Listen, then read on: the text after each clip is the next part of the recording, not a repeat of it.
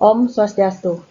Perkenalkan, nama saya Ida Nanda Prastika Dewi dengan NIM 859061-835. Saya mengambil program pendidikan guru sekolah dasar. Saya berasal dari UPBJJ UT Denpasar.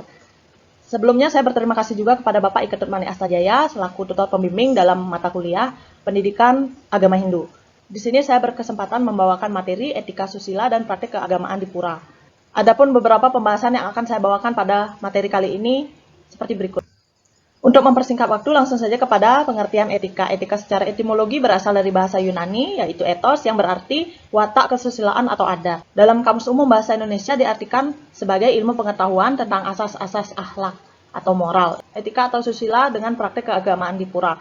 Asas akhlak atau perilaku yang ada pada diri manusia yang dapat dikembangkan oleh masyarakat Hindu, khususnya di Bali, dapat dikenal dengan istilah Trihita Karana yang terkandung kearifan ekologi yang sangat penting perannya dalam melindungi kelestarian hidup serta fungsinya.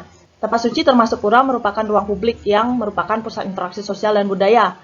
Dengan adanya pembatasan kesucian dan aturan adat yang mengikat guna mempertahankan kesucian area, sehingga dalam praktik keagamaan diperlukan juga pemahaman perilaku yang dilaksanakan di tempat suci. Di Pura juga terdapat relief yang juga berperan dalam pengembangan moralitas dan spiritualitas masyarakat Hindu dengan menyampaikan kisah-kisah melalui kitab suci dan mitologi Hindu.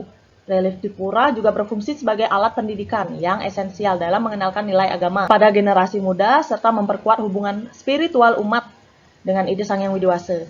Dengan demikian, relief di Pura tidak hanya mencerminkan seni dan budaya, tetapi juga berfungsi sebagai sarana pelestarian warisan budaya Hindu yang syarat makna dan nilai luhur. Nah, pentingnya keberadaan Pura sebagai pusat spiritual, sosial, dan budaya umat Hindu dengan berkembangnya zaman dan berkembang pula perkembangan fasilitas modern, menjadikan tempat suci ibadah termasuk Pura perlu dipertahankan. Karena selain menjadi pusat spiritual untuk keagamaan Hindu dan keseimbangan spiritual kehidupan, juga menjadi pusat warisan budaya, sejarah, keagamaan, dan seni umat Hindu yang khususnya ada di Bali. Di sini kita akan membahas pembagian ruang lingkup 3 bagian pada Pura.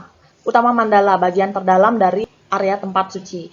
Itu dunia atas Swaloka, dunia Hyang Pencipta. Fungsinya sebagai pusat spiritual, tempat pemujaan utama. Di area ini terdapat berbagai pelingye atau tempat berstana Tuhan Yang Maha Esa. Kemudian yang kedua adalah Madhya Mandala, dunia tengah, buah loka. Fungsinya pusat aktivitas sosial dan peribadahan umat sehari-hari. Ini biasanya berisi fasilitas seperti bali pesandekan, perantenan, dan lain-lain. Kemudian yang ketiga Nistha Mandala atau Jaban, dunia bawah, burloka, dunia manusia, binatang, dan tumbuh-tumbuhan. Fungsinya sebagai area transisi, tempat persiapan umat sebelum melaksanakan kegiatan sosial yang biasanya berisi bangunan seperti wantilan dan lainnya. Etika dalam menjaga kesakralan ruang suci. Nilai etika saat berada di area atau di dalam pura seperti kesucian diri, berpakaian sopan, menjaga ucapan dan perilaku, serta kesadaran spiritual diperlukan guna menjaga kesucian dan kesakralan, menghormati umat yang sedang beribadah, simbol toleransi dan penghargaan, hingga memelihara kelestarian budaya dan tradisi. Nah, tantangan umat dalam praktik sembahyang di pura, generasi yang masih usia belia saat ini menghadapi perubahan dan perkembangan zaman yang cepat. Sehingga dalam pemahaman keagamaan sedikit bergeser, apalagi dengan banyaknya konten modern dan perkembangan tren, membuat praktik keagamaan terasa berat, yang padahal bisa dilakukan dengan sederhana sesuai kemampuan umatnya. Kesimpulan solusi atau saran reflektif yang bisa saya jabarkan dari materi yang sudah saya bawakan, yaitu berperilaku baik tidak hanya dilakukan saat berada di suatu tempat atau kegiatan saja.